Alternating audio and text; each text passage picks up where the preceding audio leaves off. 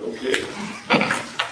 Good evening, everyone. I'd like to call this annual meeting to order, and I'd like to welcome all of you to this event that we're holding tonight at the HFMBOCES, both virtually and for a few of us in person.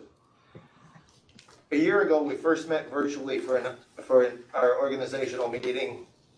We were in the unknown times of a pandemic. We didn't know what was coming, but we all expected that we would be together tonight.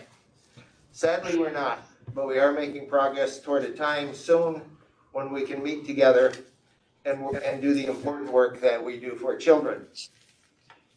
It's been a difficult year, but we have made progress. The progress we've made comes through the work of the leadership of the school board members who are sitting here tonight and those who were not able to be with us.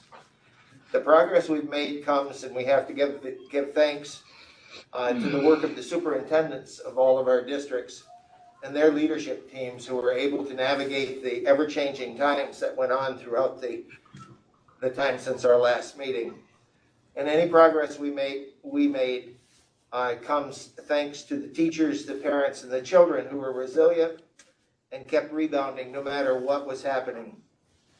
We look forward to a new year, and we hope this meeting sets the stage for what will come, for a time when we can sit together and bring our hearts and minds together to find what good we can do for children. So on behalf of the HFMBOCES board, it's my pleasure to welcome you to the organizational meeting.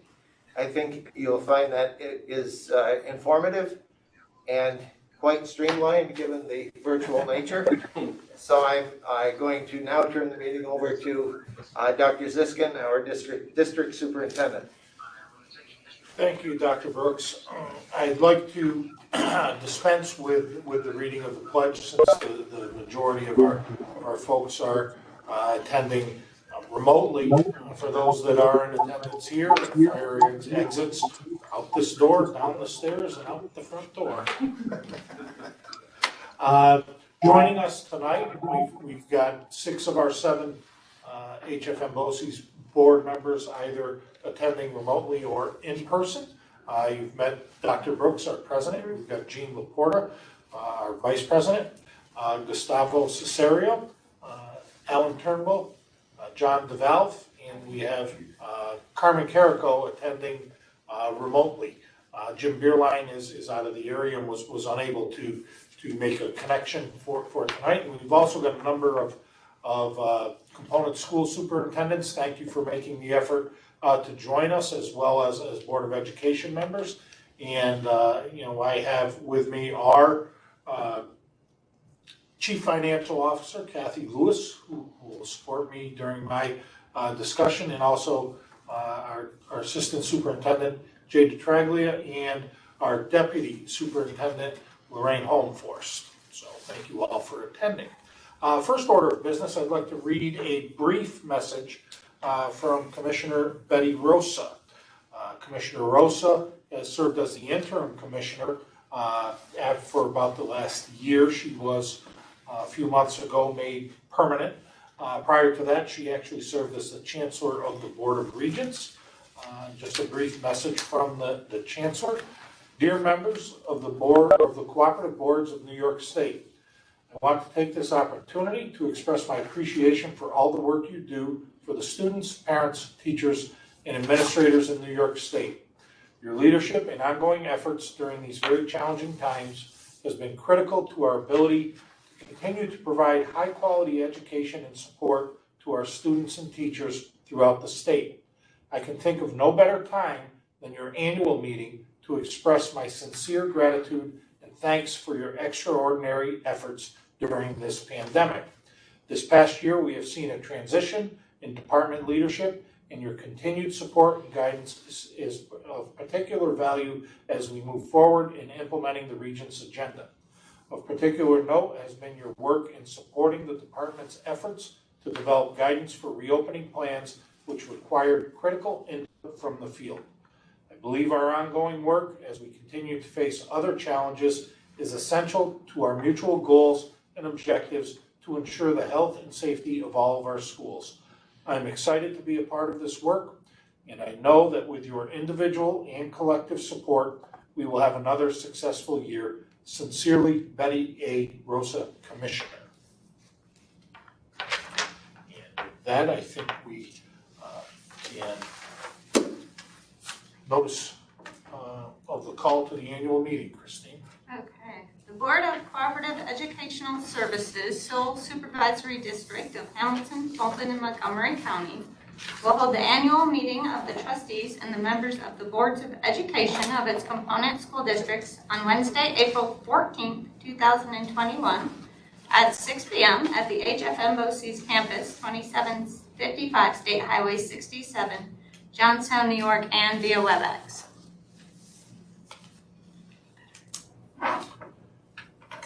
Let's do number 5, I think.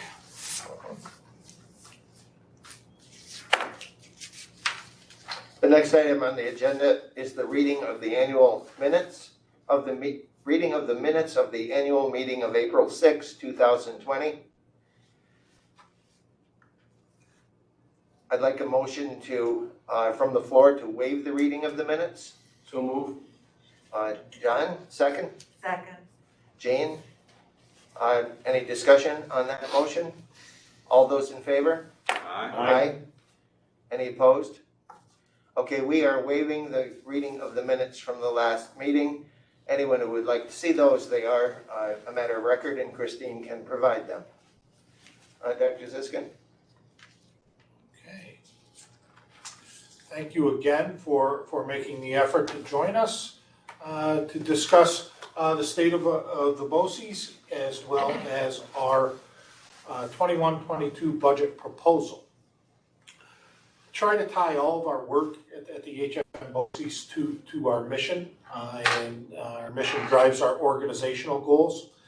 And without reading verbatim what's on the slide, the idea at HFMBOCES that drives our daily work is that we endeavor to be a trusted and effective partner, advocate, and leader to our school communities that we serve. I want to take a few minutes just to talk about some of the efforts that have been undertaken at the HFMBOCES and some of the support we've provided to our component school districts during the 2021 school year, some of which actually are related back to 1920, some of our programmatic work. But thinking in terms of numbers, we have since July 1 provided 3,339 hours of professional development to nearly 1,500 regional staff and leaders through 147 workshops.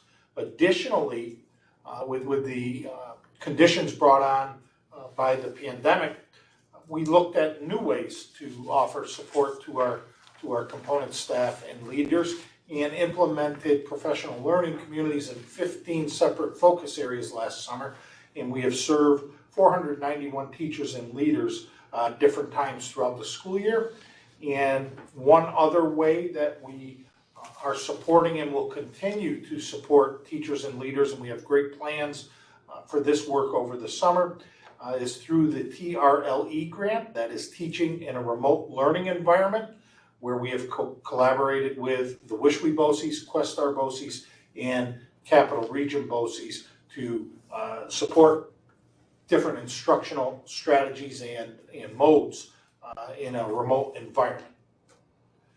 Our school library system and instructional resources division have provided streaming video, online audiobooks, movie streaming, and professional development for school librarians throughout the school year. In our student programs, probably the most visible support that we provide to our districts. Our special education programs in 2019-20 enrolled 217 students from our 15 component districts, as well as a few districts from outside of our region. Last year we had 12 seniors in these programs, and 4 of them met the requirements for local or Regents diplomas, and the other 8 met the skills credential criteria that was required for them to exit. Our Career and Technical Education Center, kind of a flagship program here at HFMBOCES, in 1920 had 529 students enrolled as juniors and seniors. 236 out of 237 seniors completed their program last year. Our P-TECH early colleges, if you recall, we have spent the year implementing the plan for co-location at the Glebe Street School in Johnstown for our 9th and 10th grade programs in all 3 of the separate grants that we have, and we then co-located here at this facility and at FMCC the 11th through 14th graders. We serve 321 students currently. Cohort 2 of what we refer to as the Jansen Avenue grant, the initial P-TECH grant.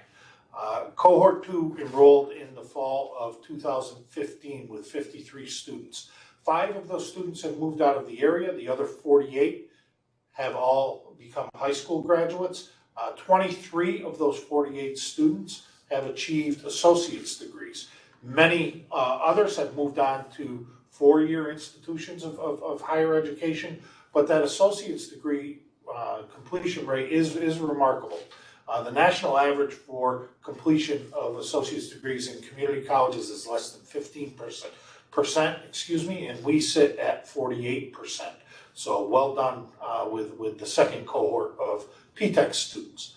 The Adirondack Academy, which is our alternative education program, served 93 9th through 12th graders in 2019-20. 11 of the 14 students who were classified as seniors did graduate last year. We offered 160 courses to the region through our collaboration with the Distance Learning Network in 2019-20, and we also provided regional summer school in 2020 in a very challenging environment, as you would assume, with the conditions brought on by the pandemic, and we had 249 high school completers and 79 students participated in a summer enrichment program at the middle level. Tonight we're here to talk about the BOCES budget, but really the administrative budget is the one that requires a vote. Our program budgets, much of which I just described to you, are those that operate at the will of our component partners. And it's strictly subscription based, and you're billed based on your participation in those programs.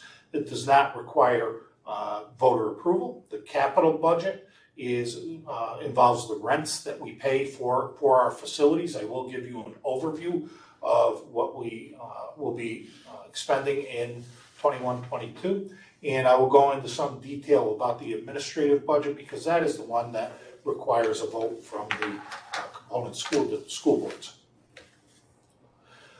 Our budgets are driven by our mission and organizational goals. I've talked to you about our mission. We talk about being there to provide effective, efficient programs that our partner component schools desire, but we use the tagline, partner, advocate, leader, to drive our daily work. And we developed 3 broad organizational goals for the 2021 school year.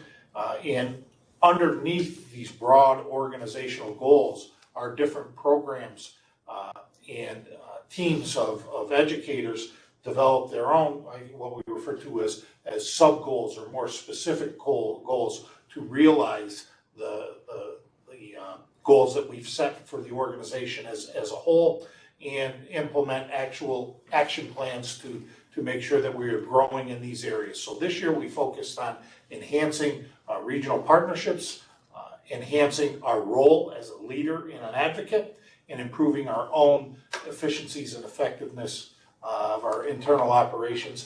And they drive our daily work, these goals, but they also drive how we went about building our budget.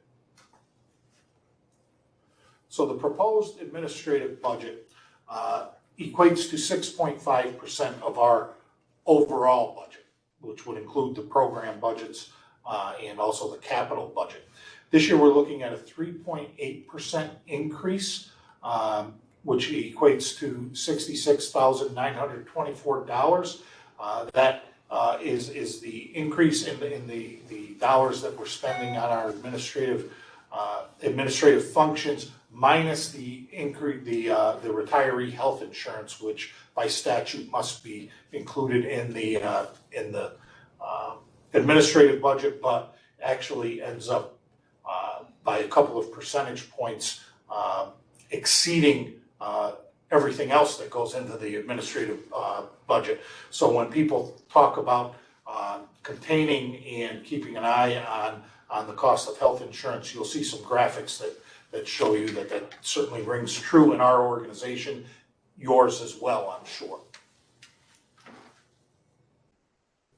So our central administrative budget can be summarized with this 3.8% increase, less the interfund transaction that we make from our program areas to account for the increases, the ongoing cost of the retiree health insurance. So you can see the change from year to year, the dollar change. We're spending $66,000 more this year in the administrative budget than we did in 2021. And this gives you an idea when we talk about the breakdown of our administrative budget. The retiree health insurance actually outweighs everything else. So, the operational expenses are 31% of the budget. Our active employee benefits 18%, and then for throughout the organization, that retiree health is not tied to personnel that are contained in the administrative budget. That's everyone who's retired from our organization. How is it determined what your district's share is for the administrative budget? Think of the Arwada as the total enrollment in the region. The resident weighted daily attendance. We have increased enrollment, so to speak, by 54 students in the region this year. Last year, there was a 6-student decrease. In the way this would work is you would just take your total number of students in that middle column and divide it by the 15,446 students in the Arwada for the region, and that's your portion, your percentage of the administrative budget. Our capital budget, again, this is not something that is voted upon. It covers the cost to rent and lease the facilities where we deliver our programs. So we have 59 projected room rentals for 21-22, and we also rent 3 facilities. So the 59 room rentals, many of those are associated with our special education programs that are located in component school districts. And then the 3 projected building rentals are for this campus here on Route 67. We have a long-term lease for the Glebe Street building in Johnstown for our grades 9 and 10 PTEC students. And we also rent 1 school building for for a group of our special education programs.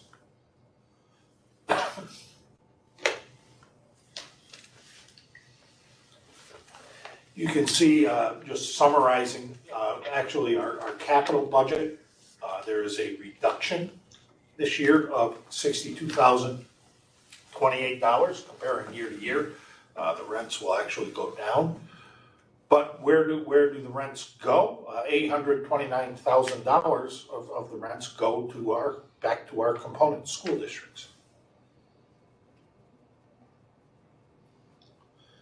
So that concludes my presentation about the election, or about the budget, the 3 budgets for 21-22. And the other function that we have tonight We do have 3 candidates running for 3 available seats on the HFM BOCES Board of Education. I'd like to acknowledge with some sadness that we won't see Jim Beerline, who's not able to attend tonight, or Alan Turnbull, who's been a longtime member of our Board of Education, and prior to that, the Fonda Fultonville Board of Education. We've said over and over, you will be missed, and you will be missed. Thank you. So I'd like to turn it back over to Dr. Brooks. He can introduce the 3 candidates that we have running for the 3 available seats on the BOCES Board of Education.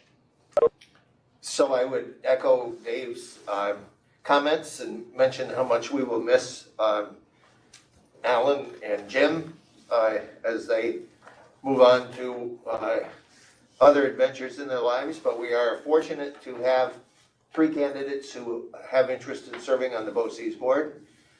Those of us on the board see it as a privilege to represent our districts across the BOCES, and we're happy that candidates have chosen to join us.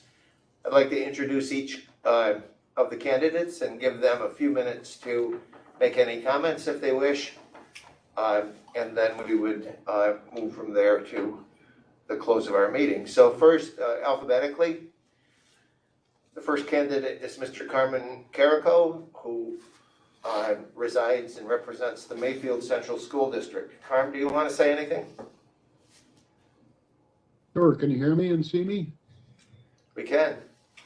Okay, wonderful. I have 5 years experience with the Mayfield Board, a year as president, 3+ years with BOCES Board, and I'm honored to be asked to serve again. I consider myself a lifetime learner. In several methods, I challenge myself to read difficult books. I'm doing one on psychology now by a Nobel laureate. That's pushing me a bit. I also, on a more enjoyable side, experiential learning. I'm learning a little bit about geography this past week, that in an hour's drive you can go from rainforest to desert by crossing the Cascades in Washington. So that's been fun. I 100% support the BOCES concept. I'm a very enthusiastic supporter of this TE program, trades, both for chance to give the children, the students, ability to earn a decent living and to have a satisfying and productive life. I'd like to continue doing that, and I'm willing and happy to serve if you'll have me. So thank you. Thanks, Carm. The second candidate I will introduce is Mrs. Rebecca Kazakria, and she is representing the Greater Amsterdam School District. Thank you very much. I appreciate this nomination, and I look forward to working, hopefully working with all of you. I am a 20-year, work at Fulton Montgomery Community College for 20 years. And I work with all of the districts, and I look forward to working with all the districts and in a different capacity as well. You know, we work very closely with all the students and parents for the district to try to, you know, get them to help, to get money to help pay for school. So I work on the other end when your students have left your districts, and I look forward to trying to help in this capacity as well. So thank you. Welcome. Our third candidate is Mr. Matt Sullivan, and Matt represents the Fonda Fultonville Central School District. And I believe he's traveling tonight, not able to hook up. And Matt called yesterday, and he let us know that he just wouldn't be somewhere where there was a reliable feed for him, a connection for him to to attend, but he expresses his regret that he couldn't attend tonight and his strong interest in the board. Okay. Back to me. Yeah. And with that, just pull up the slide.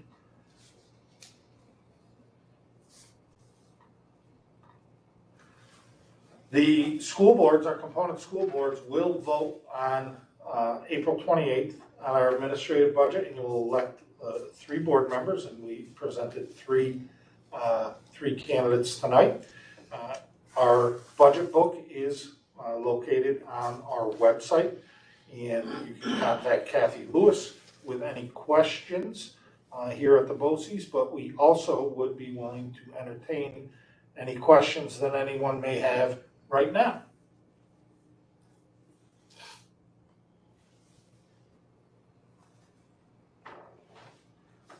No?